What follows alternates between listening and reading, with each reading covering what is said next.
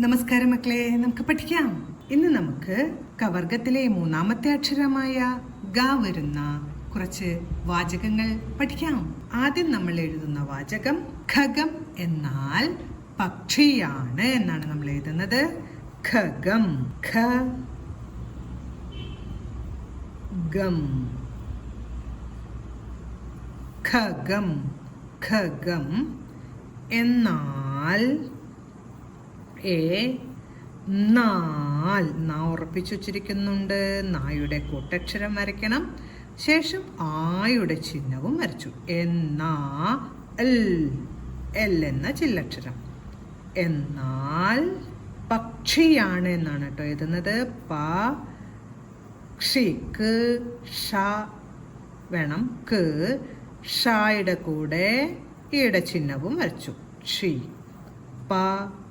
Xi പക്ഷി. കായും ഷായും ഒരുമിച്ച് ഉച്ചരിക്കണം. പക്ഷിയാണ്. നാ വരച്ച് ചന്ദ്രകല. പക്ഷിയാണ്.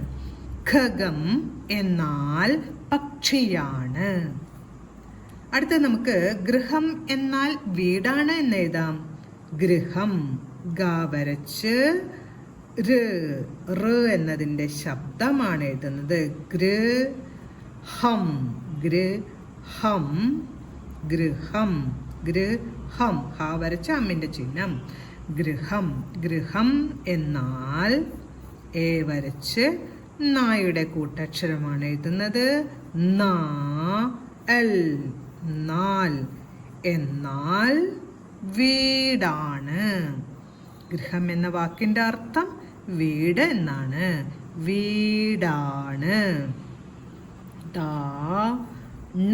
നാ വരച്ച് ചന്ദ്രകല. വീടാണ്. ഗൃഹം എന്നാൽ വീടാണ്. അടുത്ത് നമുക്ക് ഗ്രഹിച്ചു എന്നതിന്റെ അർത്ഥം പഠിക്കാം. ഗ്രഹിച്ചു.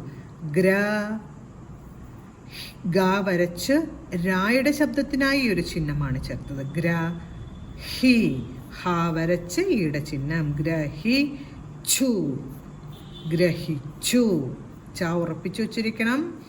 അപ്പോൾ ചായയുടെ കൂട്ടക്ഷരമാണ് വേണ്ടത്. ഉന്റെ ചിഹ്നവും ചേർത്തു. ഗ്രഹിച്ചു. ഗ്രഹിച്ചു എന്നതിൻ്റെ അർത്ഥം എന്താണെന്നറിയോ? മനസ്സിലാക്കി. ഗ്രഹിച്ചു എന്നാൽ മനസ്സിലാക്കി. ഗ്രഹിച്ചു എന്നാൽ മനസ്സിലാക്കി.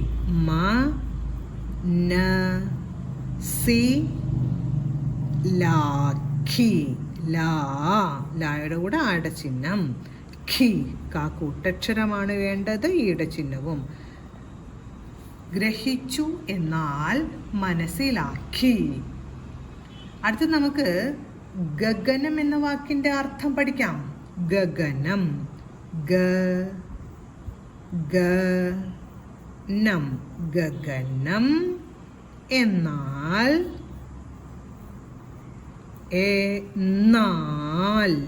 എന്നാൽ ഗഗനം എന്നാൽ ആകാശം എന്നാണ് കേട്ടോ അർത്ഥം. ആകാശം.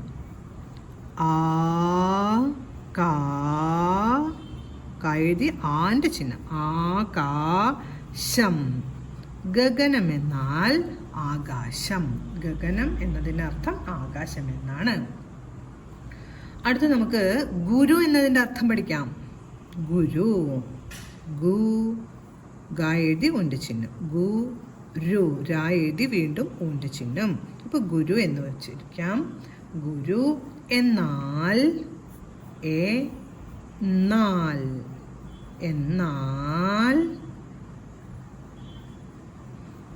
ഗുരു എന്നാൽ ടീച്ചറാണ്. ടീച്ചർ, അധ്യാപിക. ടീച്ചർ. ച ഉറപ്പിച്ചു വച്ചിരിക്കുന്നുണ്ട്. ചായയുടെ കൂട്ടക്ഷരം എഴുതി എന്ന ചില്ലക്ഷരവും വരച്ചു. ഗുരു എന്നാൽ ടീച്ചർ. ഇന്ന് നമ്മൾ കവർഗത്തിലെ മൂന്നാമത്തെ അക്ഷരമായ ഗ വരുന്നതായ വാചകങ്ങളാണ് പഠിച്ചത്. ആദ്യത്തെ വാചകം ഖഗം എന്നാൽ പക്ഷിയാണ്. ഈ വാചകത്തിലൂടെ ഓരോ വാക്കുകളുടെ അർത്ഥമാണ് നമ്മൾ പഠിക്കുന്നത്. ഖഗം എന്നാൽ പക്ഷിയാണ്. ഗൃഹം എന്നാൽ വീടാണ്.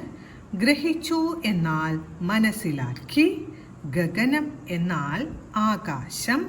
ഗുരു എന്നാൽ ടീച്ചർ. ഇന്ന് നമ്മൾ പഠിച്ച വാചകങ്ങളെല്ലാം പറഞ്ഞുകൊണ്ട് എഴുതി പഠിക്കാൻ ശ്രമിക്കണം. അടുത്ത ക്ലാസ്സിൽ കാണാം മക്കളെ. നമസ്കാരം.